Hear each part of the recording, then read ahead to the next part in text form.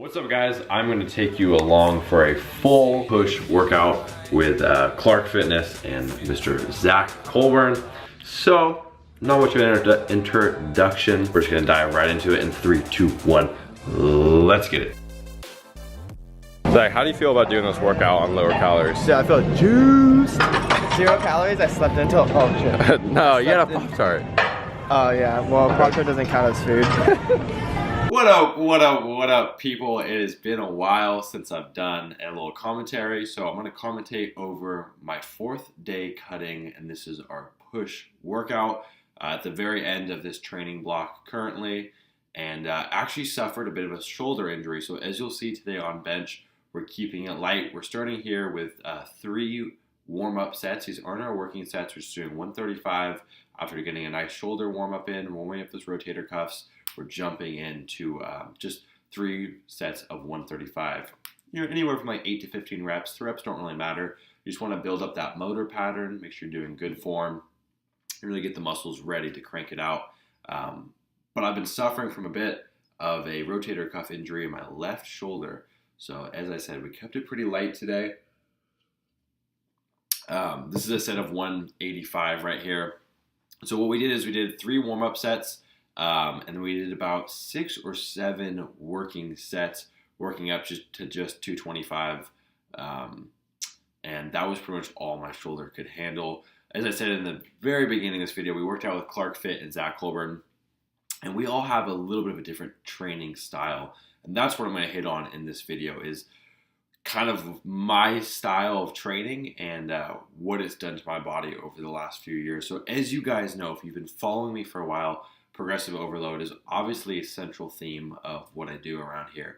And it's pretty much what has transformed my body, is really being attentive to strength and making sure my strength is always growing, and then doing it on the key lifts, right? So that's really what's been one of the biggest drivers in my gains. But beyond that, there's a little bit of a nuance, which I don't think a lot of people pick up on, especially in the community of progressive overload. In the world of progressive overload, you get a lot of like power lifter types, and they kind of throw out the notion of form and then resisting the weight, guys. Resisting the weight is something that it's an intangible thing. It's hard to describe, but as you'll be able to see in this set right here, in that whole entire rep, I'm resisting the weight. I'm fighting that weight, and I'm really driving with just my chest. And I have good form on top of that, which is obviously important.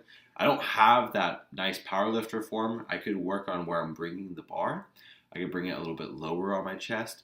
But as you'll see in that video, my chest is being engaged the whole time, and I'm actually fighting that weight, resisting it on the negative, and then getting a nice controlled contraction on the positive. And you just want to rinse and repeat that cycle. So really the theme of all my workouts on this bulk and forever and beyond really is progressive overload and then resisting the weight. So here we're finishing up with 205. So we worked our way down from 225, and we're just doing some finishing sets of 205. And then we went over to what has been pretty much the staple of my shoulder training, which is seated military press. We didn't hit any PRs today. We did 135 for about 10, and then 155 for about 6. And I've been at that 155 for 6 plateau for a while, and I don't think I'm going to be able to break through of it since I'm doing a cut right now. I have a very, very small window of when I'm actually going to be able to eke out gains, because when you're first doing a cut, you have about 4 to maybe even 8 weeks, depending on how low and how seriously you're dropping your calories. But since I'm staggering them and I'm just slowly working my way into a deficit, right now I'm about in a 100 calorie deficit, so nothing major.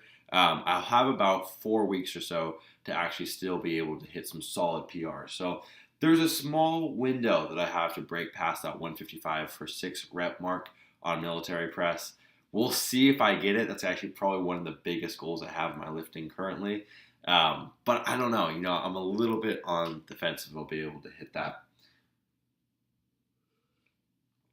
Something that's interesting with working out with Chris and Zakk, and really this whole new community that I've kind of been embraced by in San Diego, is the role of social media. And there's something that is a little odd about it to me, but I'm slowly starting to warm up to it and I don't know, come a little more savvy with the whole, there's Zakk playing air guitar in the background, coming savvy with the whole idea of social media and being able to share what you're doing with your fitness and being able to actually bring value to other people's. And I think in a weird way, I've almost been selfish with my fitness. And it's something that for me is, it's a lot of things, really. It's beyond a hobby. It's like almost like a meditative practice.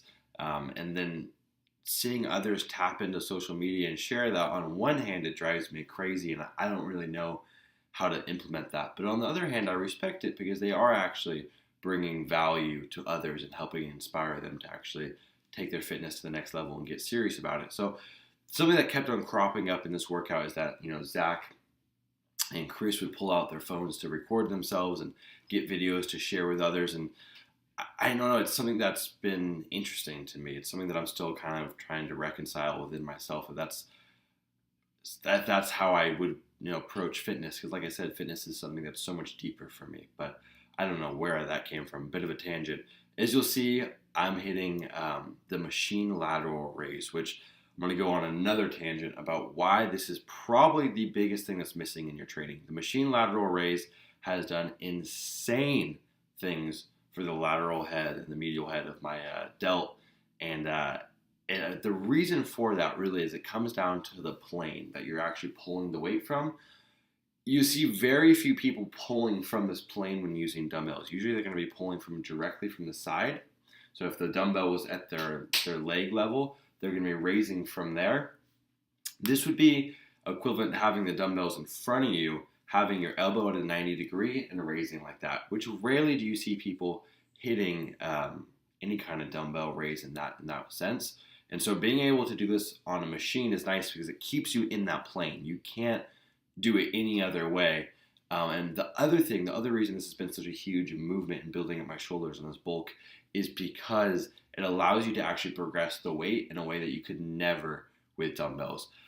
To do the weight that I was doing on dumbbells would be absolutely insane. I was hitting about 105 or 110 pounds for 12 to 15 reps. Obviously, that would be nearly impossible to replicate with dumbbells. And so with dumbbells, there's a certain ceiling of how much weight you can actually push. I would say anywhere from about 40 to 50 pound dumbbells is about the max that your joints are going to want to take. It's a lot of stress on your elbow, a lot of stress on your wrist. But this takes off all of that stress and puts it directly on the medial head of your delt, which has been phenomenal. So if you guys haven't been integrating this into your training, I highly recommend you do so. It looks like the video has cut out, so now I'm rambling on a black screen. But if you guys got any value from this freaking nonsensical, tangential, all over the place rant of a video, be sure to subscribe. I have a lot more videos coming in the near future, and I would love to share them with you guys. So be sure to subscribe, give this video a like if you enjoyed it, and I'll see you guys in the next video. Sumner H, signing out.